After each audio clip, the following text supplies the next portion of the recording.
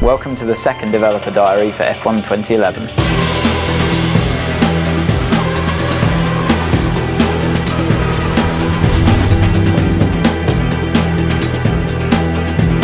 A lot of the feedback that we got on the 2010 title was that the handling is very good. For me, that's obviously the thing I want to try and correct as much as possible and improve. It's not a case of transferring what we'd learned from 10 and just putting it back into 11. The suspension has changed completely. The aero's been updated. You can feel more involved with the car now. So the fundamental race experience is different now for qualifying than it is for the race. Qualifying's about those golden 2 laps, getting it right, hanging the car out there, really pushing it, really attacking the curbs, which you couldn't do last year. You can in 11. If you see a driver locking up under braking and there's smoke coming off the tyres, you can do that in the game. You've got a lot more mechanical grip basically available to you, and you can feel that in the slow speed corners.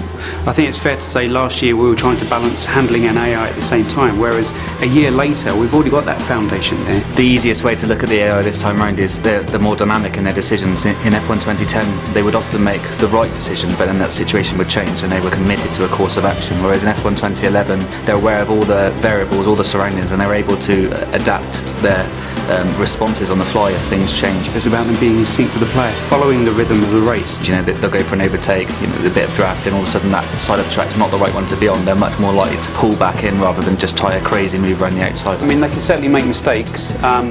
A driver can put too much throttle on coming out of the corner and spin out. There is a fairly complex system in the background that talks about the kind of gaps that they'd be willing to go for when they're trying to overtake, how quickly they'll put the throttle on. Like, some drivers are smoother than others. The AI is tougher. It's a lot more realistic. You're fighting with them a lot more. They're faster. It's a lot of fun. The handling's much better than last year. There's a lot more control than there used to be with the oversteer and the understeer. You can really feel the car and also save it if you get a bit of a moment. So now you can race nose to tail at such extreme speeds. It really brings the race alive. As each incarnation of the game comes along, you see big steps, and we've definitely seen a big step in this one.